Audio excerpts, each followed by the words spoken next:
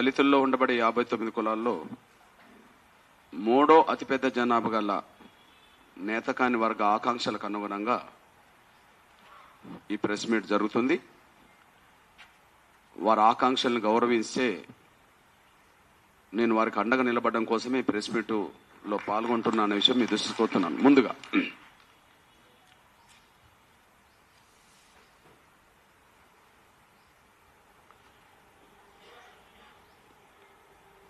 SC రిజర్వేషన్ల వర్గీకరణ ప్రక్రియ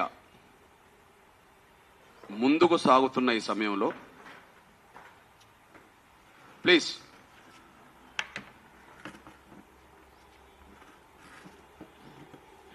ఎస్సీ రిజర్వేషన్ల వర్గీకరణ ప్రక్రియ తెలంగాణ రాష్ట్రంలో ముందుకు సాగుతున్న ఈ సమయంలో దళితుల్లో ఉండబడే ఏ ఒక్క కులానికి అన్యాయం జరగకుండా చూడాల్సిన బాధ్యత తెలంగాణ ప్రభుత్వం మీద ఉన్నదని ఈ సందర్భంగా ముందుగా గుర్తు చేస్తున్నా. రిజర్వేషన్ల వర్గీకరణ అనేది ప్రక్రియ ముందుకు తీసుకెళ్తున్న దశలో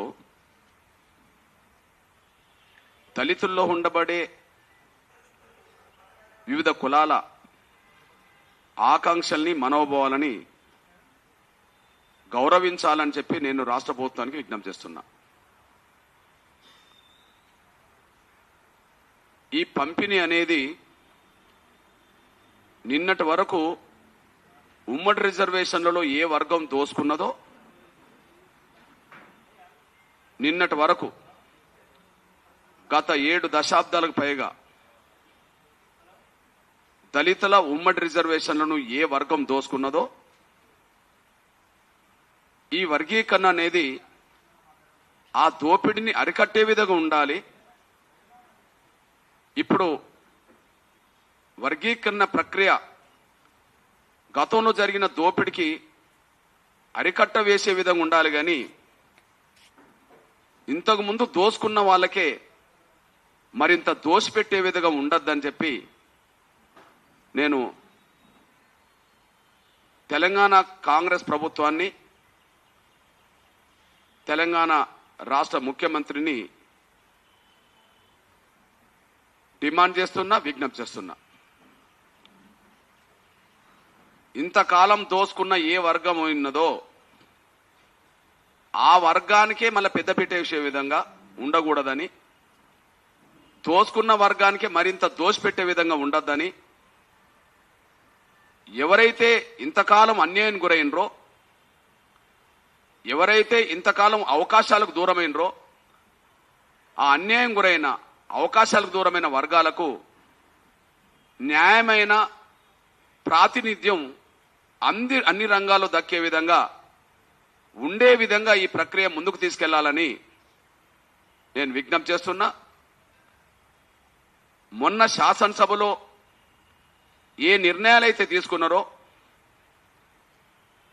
వర్గీకరణ సూత్రాన్ని ముందుకు నడిపిస్తూనే మళ్ళీ దోసుకునే వర్గానికే మరింత దోసిపెట్టే విధంగానే ఆ ప్రక్రియ ముందుకు సాగుతున్నట్టు కనిపించింది, కానీ అన్యాయానికి గురైన వర్గాల ఆకాంక్షలను గుర్తించినట్టుగా, అవకాశాలు కోల్పోయిన వాళ్ళ అవకాశాలను అందించినట్టుగా కనిపించట్లేదనే విషయాన్ని నేను ప్రస్తుతం నా నేతకాని సామాజిక వర్గం పక్షాన వాళ్ళ ప్రెస్ మీట్లో పాల్గొంటూ ఏ వర్గానికి అన్యాయం జరగకుండా చూడడం కోసమే మా ఎంఆర్పిఎస్ కూడా అందరికీ న్యాయం దక్కాలనే దాని మీదనే మొదటి నుంచి మేము పాటుపడుతున్నాం, మాట్లాడుతున్నాం అనేసి కూడా గుర్తు చేస్తున్నా. ప్రస్తుతం ముందు పంపిణీలో అసమానతలు ఎలా ఉన్నాయో ముందుగా నేను నా నేతకాని వర్గం కంటే ముందు ఒక విషయం చెప్తాను. ఇప్పుడు మొన్నటి నుండి తెలంగాణ రాష్ట్రంలో మాదిగల జనాభాకు తగ్గట్టుగా మాకు 11% రావాలి కదా అని అంటే కొన్ని స్వార్థపర శక్తులు, లేదా పాలకులకు మాదిగల్లో ఉండే ఊడిగం చేసే శక్తులు, కొన్ని స్వార్థపర శక్తులు, వర్గీకరణ వ్యతిరేకించే స్వార్థపర శక్తులు, నిన్నటి వరకు తోసుకోవడమే అలవాటుగా మార్చుకున్న స్వార్థపర శక్తులకు 11% ఎందుకు ఇవ్వాలని చెప్పి అడిగేటోళ్ళు ఉన్నారు. సేమ్ టైం జాతికి అన్యాయం జరుగుతుందని తెలిసినా, ఇతర దళిత వర్గాలకు అన్యాయం జరుగుతుందని తెలిసినా, నేతకానితో పాటు చాలా కులాలకు అన్యాయం జరిగిందని తెలిసినా, కేవలం స్వార్థ ప్రయోజనాల కోసం పాలకులకు ఊడిగం చేస్తే, పాలకులకు దగ్గరవుతే ఏదో కొన్ని వ్యక్తిగత ప్రయోజనాలు ఉంటాయనే దాని మీద జాతికి అన్యాయం జరిగినా పర్లేదని చెప్పి మాట్లాడే స్వార్థపరులకు ఒక విషయాన్ని గుర్తు చేస్తున్నా. నేను లెక్కల మాస్టర్ను కాను, కానీ ఏదన్నా ఒక ప్రాథమిక స్కూల్కి వెళ్ళి పిల్లల్ని అడుగుదాం. 2వ తరగతి పిల్లల్లో, 3వ తరగతి పిల్లల్లో, 4వ తరగతి పిల్లల్లో, 5వ తరగతి పిల్లల్లో అడుగుదాం. 15 లక్షల జనాభా ఉన్న మాలలకు సింగిల్ క్యాస్ట్ గా 15 లక్షల జనాభా గల మాలలకు 5% రిజర్వేషన్లు ఇస్తే, అక్కడ ఒక 2వ తరగతి 3వ తరగతి చదువుకున్న ఒక రేవంత్ అనే పిల్లోని అడుగుదాం. మరి 30 లక్షలు ఉండబడే మాదిగలకు ఎంత వస్తుంది చెప్పు అని అడిగితే బహుశా రేవంత్కు తెలియక 9 అన్నట్టున్నది. రేవంత్కు తెలియక 9 అంటున్నది. 15 లక్షలకు 5 ఇచ్చినప్పుడు 30 లక్షలకు తెలివి కల్లా లెక్కలు తెలుసుకున్న పిల్లోడు అవుతే 10% అంటారు. ఇంకా అదనంగా 2 లక్షలకు పైగా ఉన్నది, మళ్ళీ 32 లక్షల చిల్లరన్నది. మొదటి గ్రూపుకు కేటాయించేటప్పుడు 15 కులాలు కలిపి కూడా 1% ఇచ్చారు. 1,71,000కు 1% ఇచ్చారు. కానీ ఇక్కడ 2 లక్షలకు పైగా మాదిగలకు అదనంగా ఉన్నారు. మళ్ళీ 32 లక్షలు. 15 లక్షలకు 5 అయినప్పుడు 30 లక్షలకు 10 అవుతుంది. 2 లక్షల లోపు ఉన్న వాళ్ళకు 1% వచ్చినప్పుడు 2 లక్షలకు పైగా ఉన్న వాళ్ళకు కూడా 1% వస్తుంది. అంటే 32 లక్షలకు పైగా ఉన్న వాళ్లకు 11% వస్తుంది. మరి 11% మాదిగలకు ఎలా వస్తుంది అనే వాళ్లకు 15 లక్షలు ఉన్న వాళ్ళకు 5% వచ్చినప్పుడు 32 లక్షలు ఉన్న జనాభా గల మాదిగలకు 11% రాకపోతే ఏ లెక్క ప్రకారం 9% వస్తాయో జవాబు చెప్పాల్సిన బాధ్యత ముందు ఉన్నది. రెండో పాయింట్, ఇక్కడ ఇంకొక విషయాన్ని గుర్తు చేస్తున్నా. ఇప్పుడు నేను మా నేతకాని వర్గం తరఫున మాట్లాడుతున్నా.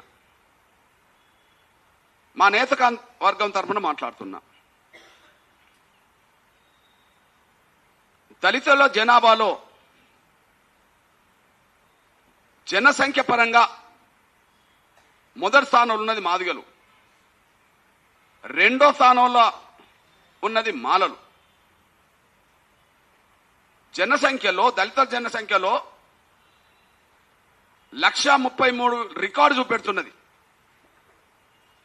1,33,000 పైగా రికార్డు చూపెడుతున్నది. దళితుల జనసంఖ్యలో 3వ స్థానంలో ఉన్నది నా నేతకాని వర్గం. నేతకాని వర్గాన్ని ప్రత్యేక గ్రూపుగా ఎందుకు చూడలేదనే ప్రశ్న ఉన్నది. నేతకాని వర్గంగా సి గ్రూప్లోని ఎందుకు పెట్టారు? బి గ్రూప్ లో ఉన్న దాదాపు 7 మాదిగ కులానికి అందుబాటులో ఉన్న వారిని తీసి 1,71,000 తోటి ఒక గ్రూప్ ఏర్పాటు చేసినప్పుడు సి గ్రూప్ లో 2 కులాలు నేతకాని మహర్, వాస్తవానికి మహారాష్ట్ర బేస్ గా మహర్ నేతకాని వర్గం ఒకే సమూహంగా కొంత చూడబడుతుంటది. బి గ్రూప్ లో ఉన్న వాళ్ళను అంటే ఏబిసిడి గతంలో జరిగినప్పుడు బి గ్రూప్ లో ఉండబడే అంటే మాదిగల గ్రూప్ లో ఉండబడే వాళ్ళను 7 కులాలను తీసుకెళ్లి ఒక సపరేట్ గ్రూప్ చేశారు.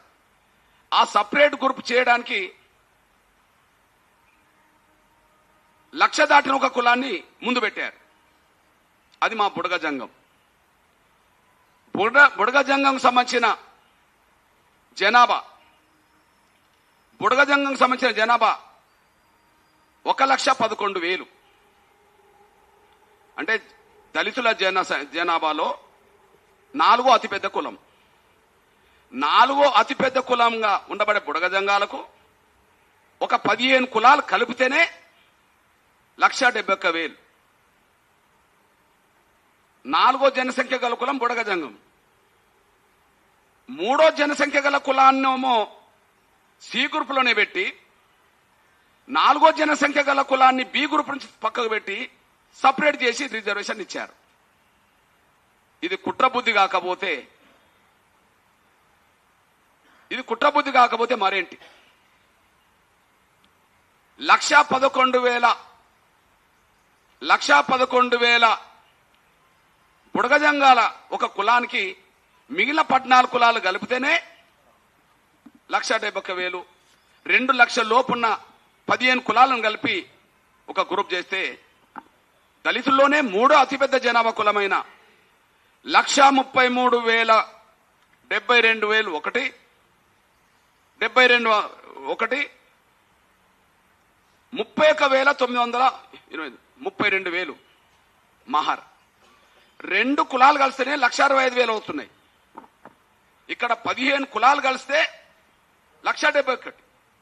ఇక్కడ 2 కులాలు కలిస్తేనే 1,65,000 వస్తున్నాయి. దీనికి ఇంకొక 5 కులాలు కలిపితే 2 లక్షల దాకా వస్తాయి. ఒక 5 కులాలు.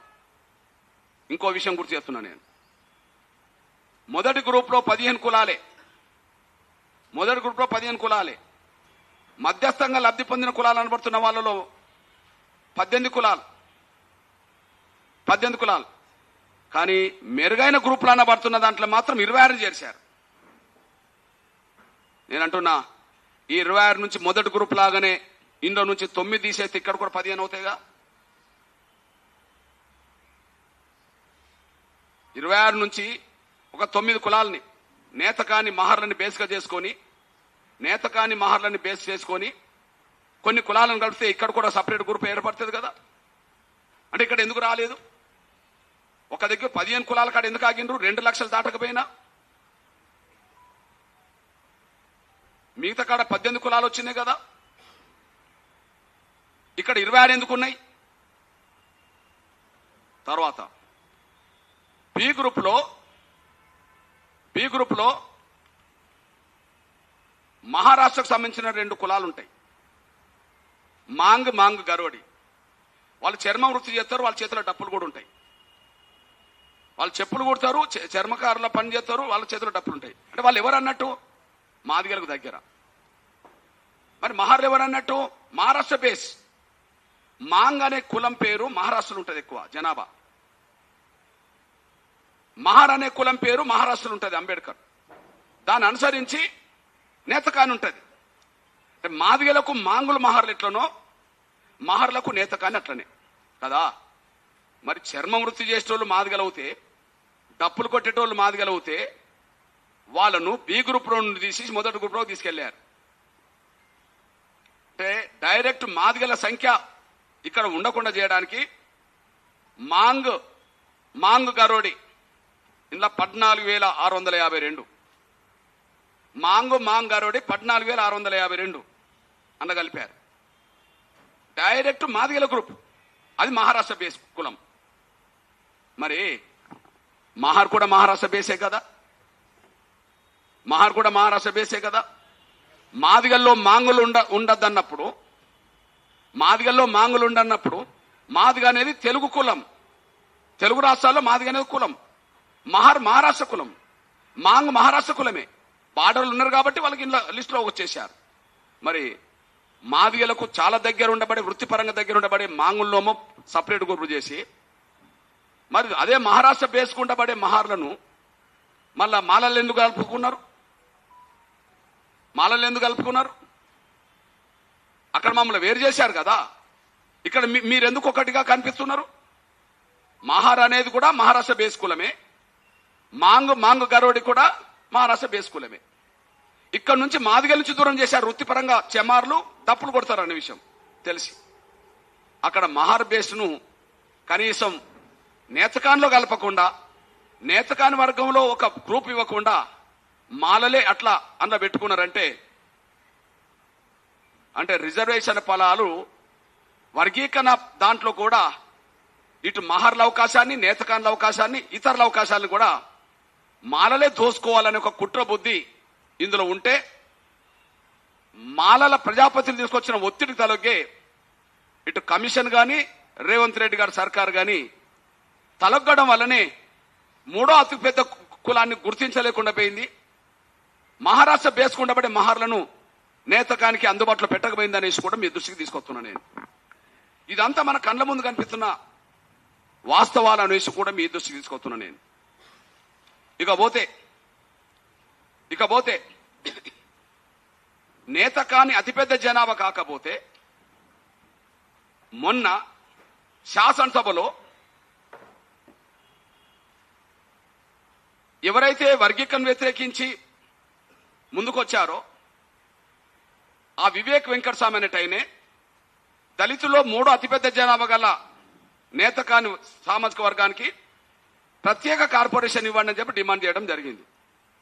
ప్రత్యేక కార్పొరేషన్ కోసం డిమాండ్ చేసిన వివేక్ వెంకటస్వామి మరి ప్రత్యేక గ్రూపుగా ఎందుకు వాళ్ళకు కేటాయించాలని అడగలేకుండా పోతున్నాడు?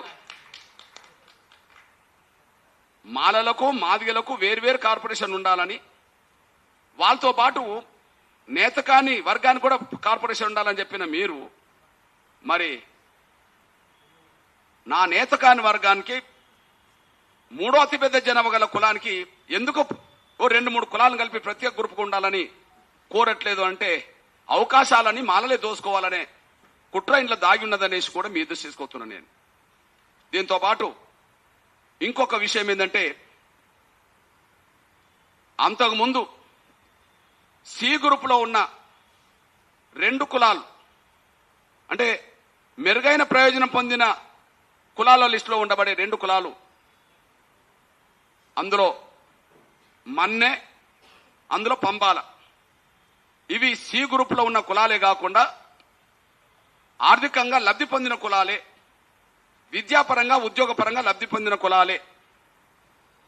వాళ్లను అత్యంత వెనుకబడ్డ కులాలైన మొదటి గ్రూపులో చేర్చడం జరిగింది. అంటే మొదటి గ్రూపులో 15 కులాల్లో 13 కులాలు బలహీన కులాలు. మొదటి గ్రూపులో 15 కులాల్లో 13 కులాలు బలహీన కులాలు. ఆ 13లో బి గ్రూప్ నుంచి ఏ గ్రూప్ నుండి తీసుకున్నారు. అంతకుముందు ఏ గ్రూప్ ఉండే బి గ్రూప్ నుండి తీసుకున్నారు. కానీ అంతకుముందు సి గ్రూపులో ఉండబడే మన్నె అండ్ నేతకాన్ని మళ్ళా అత్యంత బలహీన కులాల్లో చేర్చారు. అందులో కూడా కుట్ర దాగి ఉన్నది ఏంటంటే ఆ బలహీనులకు మిగిలిన 13 కులాలకు సంబంధించిన రావాల్సిన అవకాశాలను ఈ లబ్ధి పొందిన కులాలుగా డెవలప్ అయినాయే, ఆ డెవలప్ అయిన కులాలే మిగిలిన మొదటి గ్రూపులో ఉండబడే ఆ వర్గాల ప్రయోజనాలను వీళ్ళను దోసుకోవడానికి అందులో చేరినట్టుగా కనిపిస్తున్నది. అంటే కమిషన్ ని ప్రభావితం చేసినట్టుగా, ముఖ్యమంత్రిని ప్రభావితం చేసినట్టుగా ఆర్థిక వనరులు ఉండబడే మాల కులస్తులు, రాజకీయంగా పట్టు బిగించిన మాల కులస్తులు, శాసించే స్థాయిలో ఉండబడే మాల స్వార్థపరులు ఇవాళ మాదిగలకు అన్యాయం చేస్తున్నారు. మొదటి గ్రూపులో ఉండబడే మిగతా 13 కులాలకు అన్యాయం చేస్తున్నారు. ప్రధానంగా మూడో అతిపెద్ద జనాభా గల నా నేతకాని వర్గాన్ని కూడా దోసుకోవాలనే కుట్ర చేస్తున్నారు. దీన్ని ఖచ్చితంగా ఎంఆర్పీఎస్ తీవ్రంగా ఖండించడమే కాకుండా ఖచ్చితంగా మూడో అతిపెద్ద జనాభా కులమైన నా నేతకాని వర్గానికి సారూప్యత ఉండబడే నా మహర్లకు అండగుంట ఉండడం అనేది మా బాధ్యతగా గుర్తిస్తామనేసి కూడా ప్రత్యేక వర్గంగా గుర్తించాలనే ఓ ప్రయత్నాలకి, ప్రత్యేక వర్గంగా రిజర్వేషన్లు కేటాయించాలనే ఒక డిమాండ్కి ఖచ్చితంగా ఎంఆర్పీఎస్ ఎప్పుడు నా నేతకాని మహర్ వర్గానికి నిరంతరం అందుబాటులోకి వస్తాం. ఖచ్చితంగా ప్రభుత్వం మెడల్ వంచైనా సరే ప్రత్యేక రిజర్వేషన్ ఉన్న నేతకాని వర్గానికి సాధించడంలో ముందుంటామనేసి కూడా మేము స్పష్టం చేస్తున్నాం. ఇక ఈ నేపథ్యంలో రాబోయే రోజుల్లో ఖచ్చితంగా ప్రభుత్వం ముందు మా ఆకాంక్షలకు అనుగుణంగా 5% ఉన్న 15 లక్షలు ఉండబడే మాలలకు 5 ఇచ్చడం కరెక్ట్ అవుతే 32 లక్షలు ఉండబడే 32 లక్షలు ఉన్న మాదిగలకు 11 రావడం కరెక్టే అనే విషయం మీ దృష్టి తీసుకొస్తున్నా. అత్యంత వెనుకబడ్డ వర్గాల్లోకి మొదటి గ్రూపులోకి అత్యంత అభివృద్ధి చెందిన మాల పంబాల చేరడాన్ని మేము వ్యతిరేకిస్తున్నాం. 4వ జనసంఖ్య గల బుడగ జంగాలను అనుసరించి కొన్ని కులాలను కలిపి ప్రత్యేక గ్రూపులు ఇవ్వడం న్యాయం అవుతే 3వ జనసంఖ్య గల జనాభాలోనే 3వ జనసంఖ్య గల అతిపెద్ద కులమైన నా నేతకాని మహర్ల నాయకత్వంలో ప్రత్యేక గ్రూప్ ఏర్పాటు చేయాలనే దాని మీద మేము ముందుకు వస్తామనేసి కూడా మేము స్పష్టం చేస్తున్నాం. ఈ విషయంలో ఖచ్చితంగా సబ్ కమిటీని కలుస్తాం. ఈ విషయంలో సబ్ కమిటీ చైర్మన్ ఎవరైతే ఉన్నారో ఉత్తమ్ కుమార్ రెడ్డి గారి నాయకత్వంలో కమిటీ సభ్యులను త్వరలోనే కలుస్తాం. ఏవైతే మా విజ్ఞప్తులు ఉన్నాయో, ఏవైతే మేము ప్రతిపాదనలు పెడుతున్నామో ఆ ప్రతిపాదనలు న్యాయం గనక మా విజ్ఞప్తులను న్యాయబద్ధంగా ఆలోచించి ఖచ్చితంగా శాసనసభలో చట్టరూపం దాల్చక ముందే, శాసనసభలో వర్గీకరణ ప్రక్రియ చట్టరూపం దాల్చక ముందే ఖచ్చితంగా మాదిగల ఆకాంక్షల్ని, అదే సమయంలో నా నేతకాని ప్రజల ఆకాంక్షల్ని, మొదటి గ్రూపులో ఉండబడే భయాందోళనని, మొదటి గ్రూపులో భయాందోళన ఏంటిది, అక్కడ మన్నే అండ్ పంబాల అక్కడ చేరడం, అక్కడ భయాందోళనకు గురవుతున్నారు. నిన్న ఒక విషయం గుర్తు చేస్తున్నా. మొన్న ఇక్కడ ప్రెస్ మీట్ జరుగుతున్నప్పుడే వందలాది మంది మా మాంగులు, ఆదిలాబాద్ నిజామాబాద్ జిల్లా నుంచి వందలాది మంది మాంగులు వచ్చారు. అన్నా మేము ప్రత్యేకం కోరుకోలేదే, మేము బి గ్రూపులు ఉంటేనే మేము బాగుపడతామన్నా అని చెప్పి, ఏబిసిడి వర్గీకరణ జరిగినప్పుడు బి గ్రూపులు ఉన్నప్పుడే మాకు ఉద్యోగాలు వచ్చినాయన్నా, మమ్మల్ని ప్రత్యేక గ్రూపులో చేర్చొద్దని వాళ్ళు అనిపోయారు. వాళ్ళు రేపు వస్తున్నారు. అంతేకాదు నిన్న కొంతమంది అన్న ఉన్నప్పుడే బుడగ జంగాలకు సంబంధించిన పెద్దలు కూడా వచ్చి, అన్నా మేము ప్రత్యేక గ్రూప్ కోరుకోవట్లేదన్నా, మమ్మల్ని కూడా మన గ్రూప్ లో ఉండేటట్టు చూడండి అని చెప్పి నిన్న వాళ్ళు వచ్చిపోయారు. రేపు వాళ్ళతో ఒక సమావేశం ఉన్నది. నేను వాళ్ళకి చెప్పాను, మీకు మాతో కలిసి ఉండే స్వేచ్ఛ ఎట్లయితున్నదో విడిపోవాలనుకున్న విడిపోయే హక్కు కూడా ఉన్నది. మేము కలిసి ఉండాలని బలవంత పెట్టాం. మీరు విడిపోతామంటే కలిసి ఉండమని మేము గట్టిగా కోరం. మీకు కలిసి ఉండాలనే ఆకాంక్ష ఉంటే కలిసి ఉండండి. మీకు ఏదైనా ఇబ్బంది అనుకుంటే మీరు విడిపోతామన్నా విడిపోండి. మీకు కలిసి ఉండే స్వేచ్ఛ ఉన్నది, విడిపోయే హక్కు కూడా ఉన్నది. ఈ రెండింటిని మేము గౌరవిస్తున్నాం. మీరు ఏదో ఒక ప్రతిపాదనతో మీరు రండి. నిన్న చెప్పింది అదేగా, మీరే ఏదో ఒక ప్రతిపాదనతో రండి అని చెప్పి వాళ్ళకి విజ్ఞప్తి చేయడం జరిగింది. అంటే అందరి ఆకాంక్షలను గౌరవించే వ్యక్తిగా నా వంతు పాత్ర సమాజం కోసం, మా దళితులందరి కోసం కేటాయిస్తాం. ఇందులో ఏ ఒక్కరికి అన్యాయం జరగకుండా చూడాల్సిన బాధ్యత ఉద్యమాలను ముందుకు తీసుకెళ్లే వ్యక్తులైన మా మీద ఈ విషయంలో ఆధారపడి ఉన్నదనేసి కూడా గుర్తు చేస్తూ, నిన్నటి వరకు ఈ వర్గీకరణ వ్యతిరేకించేటోళ్ళు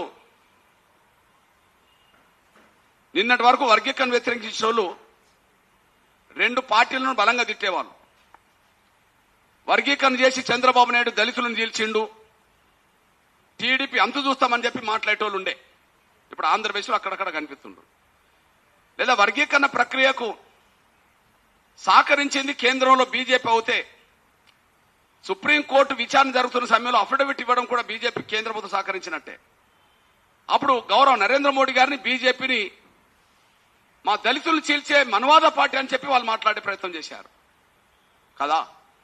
అప్పుడు కాంగ్రెస్ ను వీళ్ళు భుజానెత్తుకున్నట్టుగా చేశారు. మరి ఇప్పుడు కాంగ్రెసే వర్గీకరణ చేయబోతున్నది. ఇప్పుడు మరి కాంగ్రెస్ ఏమంటారు అనండి చూద్దాం. టీడీపీని దూషించారు కదా, వర్గీకరణ ముందు చేసింది టీడీపీని దూషించారు కదా. గౌరవ నరేంద్ర మోడీ గారు మాదిగల సభకు వస్తే, సుప్రీంకోర్టు తీర్పు రావడానికి కేంద్రం అఫిడవిట్ ఇస్తే, గౌరవ బీజేపీ పార్టీని, గౌరవ నరేంద్ర మోడీ గారిని ఇష్టాసాంగ్ తిట్టారు కదా. మరి మీరు ఇప్పుడు ఎక్కడికి పోతారు? మీరు వర్గీకరణ వ్యతిరేకించదలుచుకుంటే మీరు ఇక్కడ ఏ రాజకీయ పార్టీ కూడా మీకు అండగా ఉండదు. ఇక్కడ నిన్న శాసనసభలో జరిగిన చర్చల్లో శాసనసభకు నాయకత్వం వహిస్తున్న పార్టీలు ఎన్నో అన్ని సపోర్ట్ చేసినాయి. ఎంఐఎం తొందరగా చేయి ఇప్పటికే లేట్ అన్నది, సిపిఐ తొందరగా చేయి లేట్ అన్నది, బీఆర్ఎస్ ఇప్పటికే ఆలస్యమైంది అన్నది, బీజేపీ ఆలస్యమైంది అన్నది, కాంగ్రెస్ మేమే చేస్తామని అన్నది. ఇక మీరు ఎవరు చెప్పుకుంటారో చెప్పుకొని చూద్దాం. మీ మాటకు విలువ లేదు. కారణం ఏంటంటే మీరు దోసుకునే వాళ్ళని అర్థమైపోయింది అందరికీ. మీ మాటలకు విలువ లేదు, మీరు దోసుకునే వాళ్ళందరూ అర్థమైపోయింది.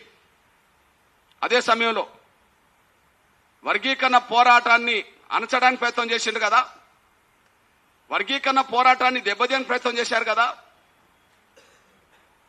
మాదిగ జాతికి వర్గీకరణ కోరుకునే శక్తులకు వర్గీకరణ వ్యతిరేకించే మాలలు క్షమాపణలు చెప్పాలా?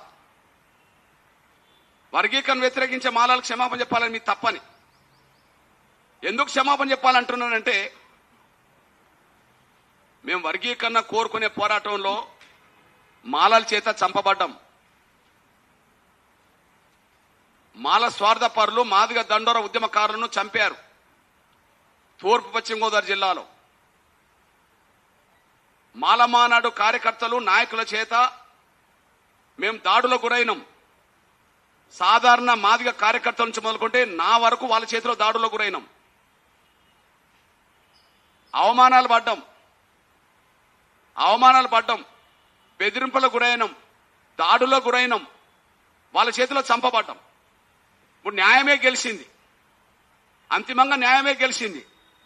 ఇప్పుడు దాడులు చేసిన వాళ్ళు కదా క్షమాపణ చెప్పాల్సింది, హత్యలు చేసిన వాళ్ళు కదా క్షమాపణ చెప్పాల్సింది, బెదిరించిన వాళ్ళు కదా క్షమాపణ చెప్పాల్సింది.